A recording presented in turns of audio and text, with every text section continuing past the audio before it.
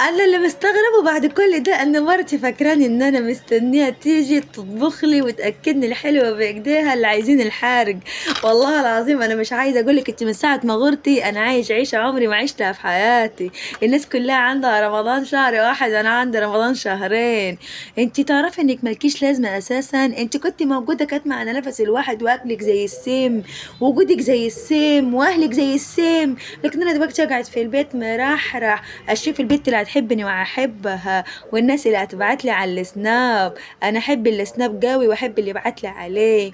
والله يا جماعه انتوا عارفين مكاني وعارفين كل حاجه، اللي عاوز يكلمني من البنات اللي معجبه فيني يكلموني. اما بالنسبه لمرتي يا ريت ما اشوفكيش خالص، لو لقيتيني اعملي لي بلوك، أصل انا عامل لك بلوك من زمان. آه، يخرب بيت الحب يا عيالي، ده انا كنتش متجوز والله، انا كنت مختوم على هاي. الله عليك يا جلال وعلى الزمن اللي انت شايفه دلوقتي.